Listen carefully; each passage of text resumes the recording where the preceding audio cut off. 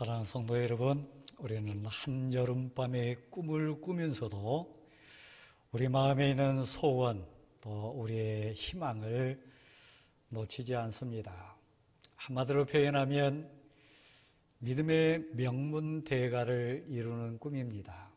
우리 각자 삶에서 고백한데 하나님께 쓰임받고 영광을 돌리고 하나님의 선한 도구가 돼서 한평생 사는 동안 하나님의 기쁨이 되는 일입니다. 가화만사성이란 단어가 있습니다.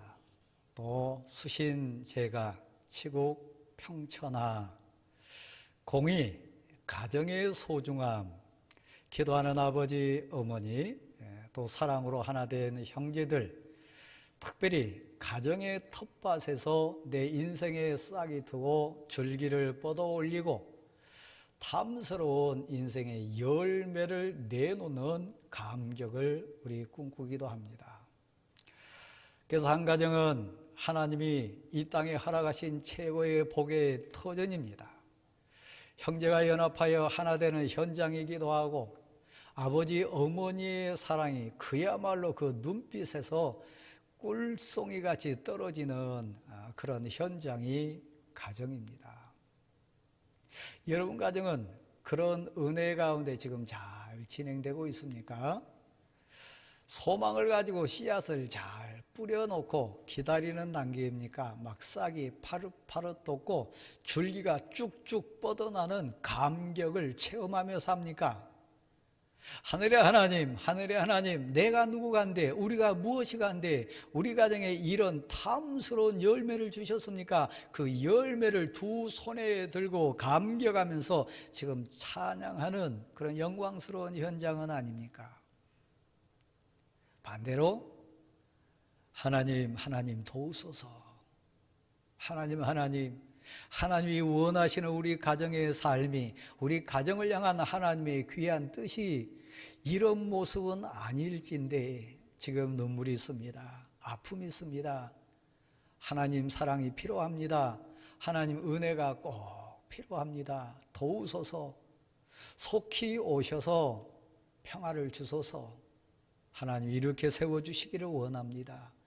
절실한 기도 가운데 눈물이 혹시 있지는 않습니까?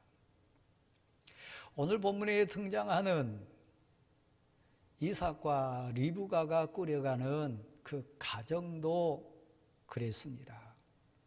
아시듯이 창세기 22장에서 이삭은 청년 때에 삶의 고비를 맞았습니다. 하나님께 드려지는 제물이 돼가지고 결코 살아날 수 없는, 꼼짝없이 죽을 수밖에 없는 삶의 위기 가운데 그는 묶였습니다.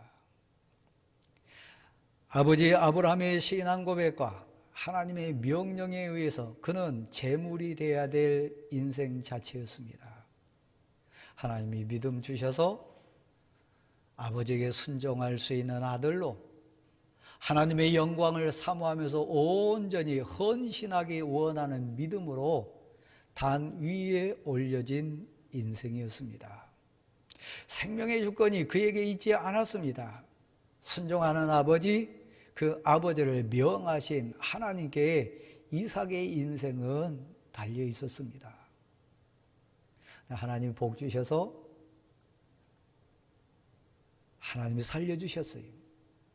하나님이 복 주셔서 약속의 말씀도 얹어주셨어요. 하나님이 복을 더하시고 더해 주셔서 리브가라고 하는 아내를 맞이할 뿐만 아니라 자녀손도 번창했습니다. 가슴에 막 끓어오르는 소망도 충만했습니다. 너의 후손이 저 하늘의 별처럼 많으리라. 저 땅의 티끌보다도 너의 후손이 창대하게 될 거다. 그런 고백 속에 살았습니다. 하나님은 공평하시지 않습니까? 어떤 인생이 됐든, 어떤 공동체가 됐든, 어떤 가정이 됐든 완벽한 이 땅의 인생이나 공동체는 없습니다. 100세에 얻었던 아들 이삭은 늘 아버지에게 기쁨이었어요. 이상만 보면 웃음이 나서요. 이상만 생각해도 늘 가슴이 막 뛰어서요. 그래서 그 이름 자체도 웃음이고 기쁨이었습니다. 그렇게 인생을 살았습니다. 그런데 사람은 한없이 좋은데 기쁘게 살고 평안하게 살고 감사하며 사는데 그에게 부족한 게 있을까요? 없을까요? 많았어요. 그에게는 리더십이 출중하지는 않은 것 같습니다. 결단력이 충만한 것 같지는 않습니다. 그 우유부단해요. 여기 창세기 24장에 나오는 리브가의 품성을 잘 아십니다. 너 이 사람들 따라가겠냐? 하나님 너 인생을 인도하신다고 하는데도 순종하겠냐? 그럴 때 리브가는 아버지와 온 형제들 앞에서 엘리에셀이라고 하는 사자 앞에서 담대하게 결단합니다. 내가 가겠나이다. 하나님께 의지하고 내 인생을 맡기겠습니다. 한 번도 가본 적 없고 아는 과정 없지만 하나님을 믿습니다. 하나님의 은혜를 저는 사모합니다. 그래서 제가 결단합니다. 제가 가겠습니다. 여장부다운 모습이 등장합니다. 이삭과 리브가가 꾸려가는 가정, 남편과 아내로 살아갈 때 어스럭떠스럭 서로의 부족한 부분을 채워가면서 삽니다. 그리고 품은 꿈이 있었어요. 너의 후손이 저 하늘의 별보다도 많으리라. 저 땅의 티끌보다도 많아지리라. 이 약속의 소망을 붙들고 살았어요. 근데 그 가정에도 왜 눈물이 없었겠습니까? 오늘 본문이 그대로 등장합니다. 여러분이 27장 내용 속에 보면 그런 장면도 등장합니다. 아버지는 자기 모습을 그대로 빼닮은 야곱이 좀 싫었어요. 어머니는 자기처럼 막 야성미가 넘치고 막 털도 많을 뿐만 아니라 활동적이고 결단력이 있어서 들판을 뛰어다니는 에서를 사실은 좀 너무 자기를 닮은 부분이 있어서 싫어했어요. 그래서 아버지 이삭이 에서를 편애합니다. 어머니 리브가는 야곱을 편애합니다. 에서도 야곱도 한날 한시에 어머니 뱃속에서 태어난 쌍둥이지만 품성의 기질은 너무 달랐어요. 야성미 넘치는 에서 모든 게 자신이 있었어요. 모든 게 자기가 할 수 있다고 생각했어요.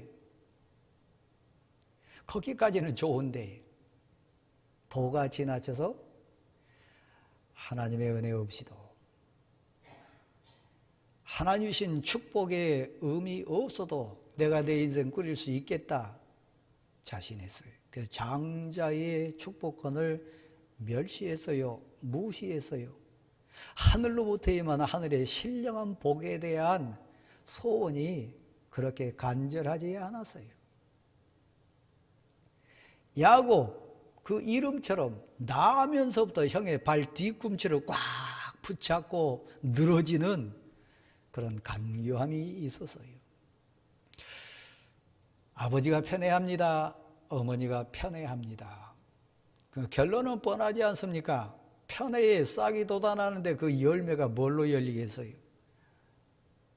에서와 야곱이 진정 한날 한시에 태어난 형제답게 온전히 하나 되고 사랑으로 하나 되고 은혜 가운데 자유하고 평화하고 기쁨이 넘치는 가정사 살았을 것 같습니까? 아니요. 야곱은 간교한 자가 돼서 아버지를 속입니다. 형을 속입니다. 그럼 마음속에 품은 것 하나는 있어요. 야성미는 없지만 장막에 거하는 차분한 성격이었지만 그 마음속에 이는 것 하나는 있었어요. 형에 비해서 나 야성미도 없고 남자다움도 없고 자신감 없지만 아는 것 하나 있었어요. 그게 뭡니까? 하나님이 복 주시면, 하나님 내 인생을 채워주시면 나도 형 못지않은 인생 될 수 있겠다. 그래서 전리 따라 내려오는 장자의 명분 저거 어떻게 해서라도 얻고 싶다. 하늘로부터 임하는 하나님의 신령한 복을 내가 받아 누려야 되겠다. 기회를 호시탐탐 노리지 않습니까? 언제 저 형에게 임하는 장자권을 내가 뺏을 수 있을까? 팥죽 한 그릇에 형에서는 장자권을 포기합니다. 제가 방금 말씀드린 뜻은 야성미 넘치고 자신만만하고 세상적인 가치 충만하니까 하나님의 도움 없이도 살겠다.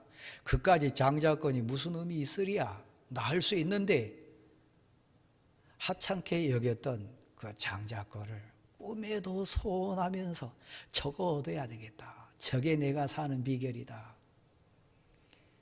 야곱의 소원이었어요. 사랑하는 성도 여러분, 이쯤에서 한번 생각해 보십시다. 우리는 하늘에서 임하는 복이 얼마나 소중한지, 하나님이 채우시고 하나님이 흔들어 넘치도록 부어주시는 하늘의 신령한 복이 얼마나 귀한지 아는 성도입니다. 야곱처럼요. 그의 어머니 리브가처럼요. 그런데 하늘의 신령한 복을, 하나님의 은혜를 세상적인 방법으로 가지려고 하고 세상적인 방법으로 취해 가려고 하고 채워 가려고 한다면 그건 하나님의 방법이 아닙니다. 여러분이 창세기 47장에 가서 야곱이 자기 인생을 정리하는 장면이 나오는데 애굽 바로 앞에 가서 자기 인생을 고백합니다. 너 몇 살이냐 물었을 때 나 130세입니다. 우리 조상들에 비하면 내세울 나이 아닌 어린 나이지만 그러나 내 인생을 보니까 지난 내 인생 보니까 내 인생이 험악했습니다. 말년에 자기 인생을 한 줄로 고백해내는 장면. 복도 많이 받았고 은혜 많이 받았지만 내 인생 여정이 험악했다. 평화 없었어요. 자유함 없었어요. 우리가 원하는 명문대가의 믿음의 명문대가의 삶은 그런 것 아닙니다. 참 자유, 참 기쁨, 참 평안이 있는 주 안에 그리스도 안에서 이루어지는 참된 평안이지 내 인생이 험악했다고 고백하는 그런 복 우리 아닙니다. 근데 야곱 인생이 왜 그렇게 험악했어요?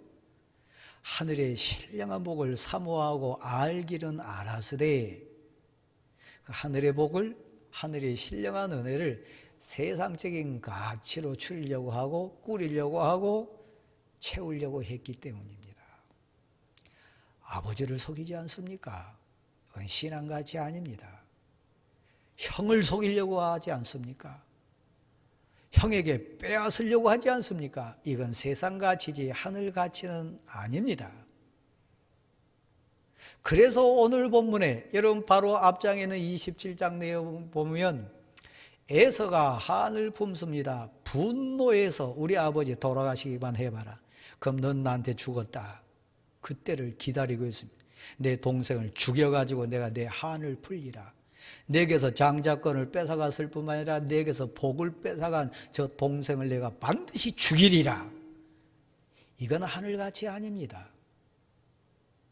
우리가 세상 사람들처럼 직장에서나 삶의 현장에서나 우리 만남 속에 하나님이 약속한 복이 분명히 있는데 세상 방법으로 세상 사람들처럼 그 복을 취해가고 채워가고 해결해 갔다면 우리는 복받았다고 자랑할지 모르지만 우리를 향하여 한을 품는 인생이 생길 수 있다는 거예요. 죽이겠다고 덤비는 갈등 구조가 있다는 거예요. 하나님의 복은, 신령한 복은 그런 게 아닙니다. 하나님 주신 것은 두려움이 아닙니다.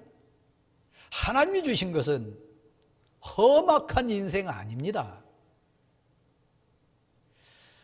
그래서 피신을 시키는 장면이 오늘 본문의 배경입니다. 어머니가 그 마음을 읽었어요. 큰아들 에서의 눈물을 봤어요. 동생 야곱을 꼭 죽여가지고 내가 복수하겠다고 하는 그 분노를 봤어요.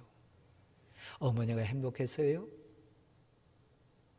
축복하고 한없이 울었던 이삭이 행복했습니까? 그 가정은 지금 평화의 공동체가 아니요. 어머니도 행복하지 않아요. 아버지도 행복하지 않아요. 형도 분노해요. 동생도 불안해요. 하나님 주신 그 평화 아니에요. 그런데 사랑하는 대우한교회 성도 여러분, 제 모습 속에도 여러분 삶의 현장에도 리브가나 이삭이나 야곱이나 에서와 같은 불안함, 분노, 아픔, 갈등 왜 있어요? 바른 삶, 바른 신앙생활 하지 않기 때문이에요. 하늘의 신령한 복을 세상적인 것으로 이해하고 세상적인 것으로 해결하고 세상적인 가치로 추려가려고 하니까요. 그래서 오늘 우리 다시 한번 생각하자는 겁니다. 장자권은 받았으나 복은 얻었으나 도망가는 인생 야곱이었어요. 위치는 올라갔으나 물질은 가졌으나 그 문제는 해결했으나 불안한 심정이 있다면 빈들의 돌베개에 누워 자고 있는 쓸쓸한 야곱 인생 그대로예요. 어머니도 불안하고 아버지도 눈물을 흘리고 형도 분노하고 본인도 무서워가지고 덜덜 떠는 것 기독교인의 가정 모습 아닙니다. 그런데 한국 교회 현실 속에 한국 교회 공동체 안에 한국 교회 성도들 가정에 이런 모습이 사실 대부분이에요. 그리스도 안에 주 안에 믿음 안에 말씀 안에 은혜 안에서 누리는 참 평화나 기쁨이 아니에요. 하나님이 잘못됐나요? 아니에요. 온갖 권모 술수를 동원하는 야곱이 잘못된 거예요. 아버지를 속이기 위해서 짐승 털로 손에 붙이는 그 간교함이 잘못된 거예요. 팥죽을 가지고 형을 유혹해서 장자권을 뺏어내는 야곱이 잘못된 거예요. 편애해서 아들에게 세상적인 방법으로 복받는 비결을 가르쳐주는 어머니 리브가가 잘못된 거예요. 그렇지요? 그렇게 하나님을 전적으로 신뢰하고 그렇게 하나님의 축복권을 장자권을 소중히 여기지 않는 에서를 그래도 두둔하고 편애했던 이삭이 잘못된 거예요. 하나님이 잘못된 것 아니에요. 그래서 결론은 어떻다고요? 야곱 인생 험악해서요 빈들의 돌베개에 베고 잘 수밖에 없는 쓸쓸함이 그 결과예요. 그건 참된 복이 아니에요. 하나님이 계획하시고 하나님이 주신 복은 그것 아닌데 하나님의 가정이 그러고 있으니까 위에 계신 하나님 편에서 보면 얼마나 답답했겠어요. 그래서 오늘 하나님이 임재해 주십니다. 오늘 하나님이 저와 우리 모두에게 이 말씀을 주십니다. 꿈속에 나타나 주셔서요 천사가 오르락 내리락 하면서 하나님의 뜻을 전수받고 전달하고 사역을 감당해요. 그리고 하나님이 친히 임재해 주셔서 말씀해 주세요. 나는 너의 하나님 여호와라. 너의 조상 아브라함의 하나님이요 이삭의 하나님이요 너의 모든 형편과 처지를 정확하게 알고 지금 불안해하고 쫓겨가고 있는 내일에 대한 염려와 갈등 때문에 편히 잠 못 자는 너를 너무나 잘 아는 나는 너의 하나님 여호와다. 여러분, 베델입니다. 이번 여름 휴가 동안에 이 8월을 지나는 과정 속에 야곱에게 있어서 베델이 있었던 것처럼 저에게, 여러분에게 베델이 있어야 돼요. 그 베델의 만남이 있어야 돼요. 그 베델의 결단이 있어야 되고 베델의 회복이 있어야 돼요. 출발은 어디로부터 출발합니까? 하나님으로부터요. 하나님의 은혜로부터요. 깨닫습니다. 시간 제약 때문에 제가 두 가지만 꼭 나의 베델이라고 한 새로운 출발점에서 여러분에게 권합니다. 첫 번째는 내 인생의 주인이 내가 아니라는 거요. 우리 많이 들은 이야기입니다. 하늘의 복이 신령하고 기도하며 응답되는 게 너무 감격스럽고 말씀의 가치가 너무 소중하고 찬송의 응답이 너무 귀한 거 우리 알아요. 근데 세상적인 방법으로 운영해 가면 안 돼요. 저도 가끔 그런 생각할 때 있어요. 교회에서 열심히 기도하신 분들 계세요. 예배 사모하신 분들 계세요. 근데 그 방법이 하나님이 주신 방법 아닌 게 있어요. 그걸 사모하는데 그걸 아는 자인데 저 기도를 하나님 응답하실까? 저 예배를 하나님 받으실까? 저게 하나님이 원하시는 하나님의 선한 방법일까? 저렇게 사시는데 저게 하나님이 기뻐하는 삶의 모습일까? 저 믿는 자로서 말씀을 사모한다 그러면서 직분자로서 저거 아닌데 저거 반드시 갈등 구조 빠질 수 있고 저거 반드시 분노하는 자도 있을 것이고 상처받는 자도 있을 것이고 저거 가정 안에서든 교회 안에서든 공동체 안에서든 삶의 현장에서든 저거 분명히 아픔, 후유증으로 올 텐데 그러면서 기도하고 그러면서 예배드리고 그러면서 교회 생활한다면 우리 생을 마무리하는 날 어느 시점에 외롭게 들판에서 돌을 베게 베고자 하는 쓸쓸한 인생으로 나를 후회할 수 있을 거예요. 어느 순간 자기 인생을 마무리하는 끝자락에서 내 인생이 복은 많이 받았지만 험악했습니다. 피눈물 흘리는 인생 될 수 있어요. 한번 생각해 보세요. 목사로서, 직분자로서, 성도로서 그 복을 사모한 만큼 하나님의 방법대로 신앙의 가치로 믿음의 원리로 하고 있는지 세상 가치 방법으로 하고 있는지 아버지를 속이고 형을 분노케 하고 어머니 피눈물 나게 하고 본인도 불안해가지고 어찌할지 모르는 야곱 인생의 복개념이라면 잘못된 거예요. 그래서 하나님이 주인이십니다. 그 모든 것 하나님이 주인이십니다. 그 모든 것 순간순간 하나님이 주인이시라는 고백에서 제게 주신 그 은혜에서 반드시 열의 하나를 구별해 가지고 결과물이 생길 때마다 일을 주실 때마다 은혜가 넘칠 때마다 그것에서 열의 하나는 구별해 가지고 고백하는 거예요. 한번 받아주실래요? 하나님이 주셨습니다. 하나님의 은혜입니다. 하나님이 주인이십니다. 여러분 지혜가 많아서 여러분이 작전 잘 짜서 여러분이 열심히 노력해서 여러분이 일을 잘 해가지고 그거 된 거 아니에요. 그래서 야곱은 일생 살면서 나에게 다시 한번 기회를 주신다면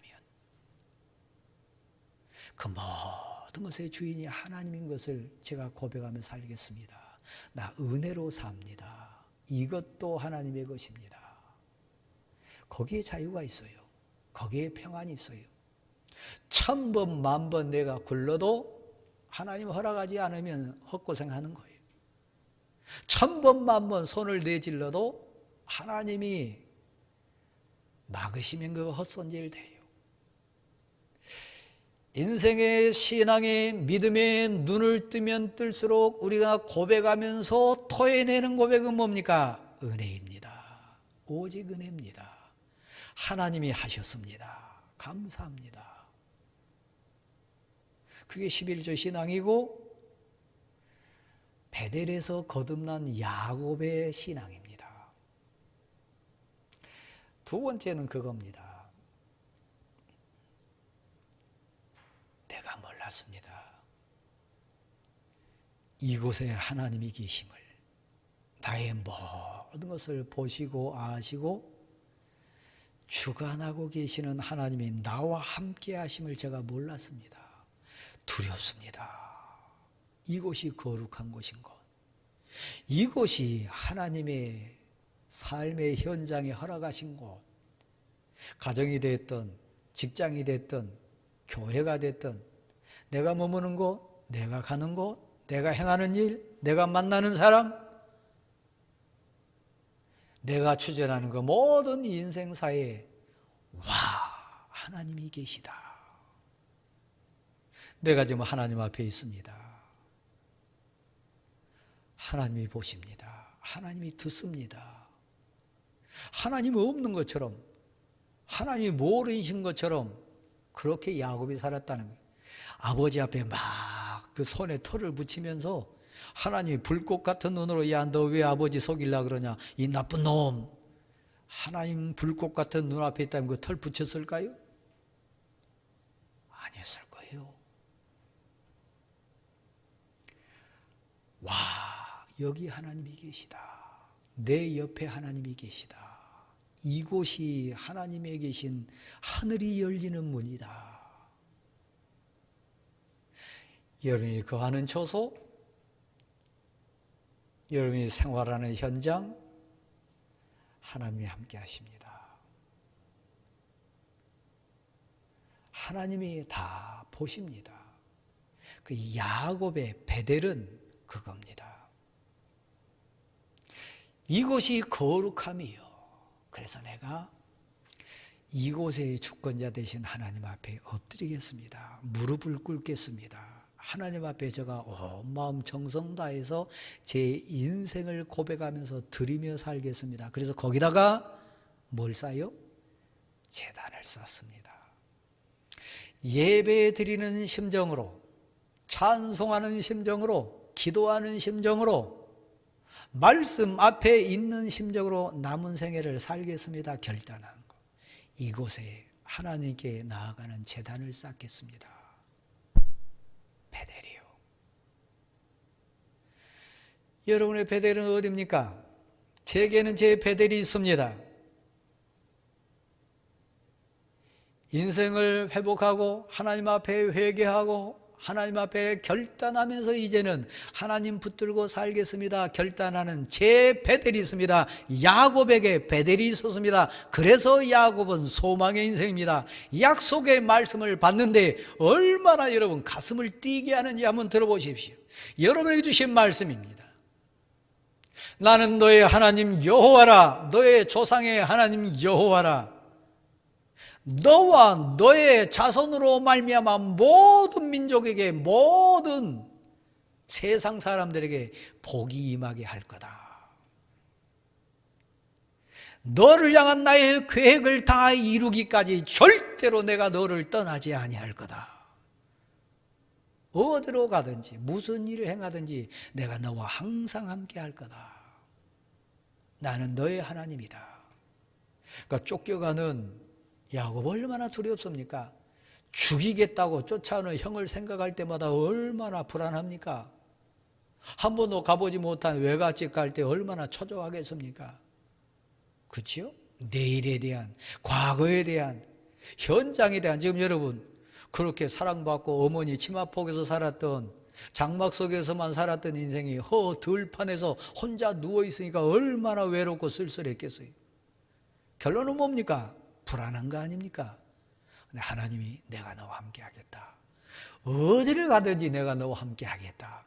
내가 너에게 계획한 것을 다 이루기까지 내가 너를 절대 떠나지 않겠다.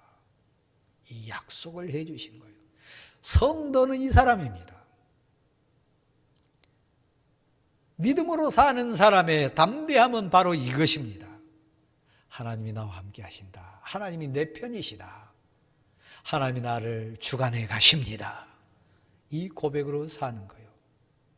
야곱은 이 베델을 통해서 거듭납니다. 이 베델을 통해서 옛 야곱을 벗고 새로운 야곱으로 거듭납니다. 이번 여름 소망이 있습니다. 명문대가를 소원하는 우리에게 이 소망의 싹은 이번 여름을 통해서 다시 물을 우리 주게 되어 있습니다. 싹이 날 거예요. 줄기 뻗칠 거예요. 탐스러운 열매가 보입니다. 지금 시들시들합니까? 빨리 은혜의 물 주세요. 지금 시들시들 순이 지금 시들어 갑니까? 빨리 여러분 성령의 은혜의 단비를 내리게 하세요. 우리 가정이 어머니가 아들을 사랑하고 아버지는 큰아들을 사랑하고 형은 동생을 죽이겠다고 하고 틈만 나면 동생의 형을 속이려고 하고 그런 가정 문화, 가정 구조가 아니라 하나님이 형에게도 나에게도 아버지에게도 어머니에게도 우리 가정을 통해서 이 영광을 받으십니다. 그때 찬송이 은혜로 하나 되지 않겠습니까? 그때 말씀이 능력으로 역사하지 않겠습니까? 그때 드려지는 예배가 완전히 드려지지 않겠습니까? 그 명문대가 출발은 우리 각자에게 우리 가정에게 믿음의 배대를 회복할 때입니다. 이 말씀을 받으시고 지금까지 내 인생이 외로웠습니다. 지금까지 내 인생이 불안했습니다. 지금까지 내 인생이 초조했습니다. 두려웠습니다. 분노가 있습니다. 이걸 극복하고 오늘 이 본문에 등장하는 하나님을 만남으로 새로운 인생 시작하는 우리 모두가 될 수 있기를 간절히 소원합니다.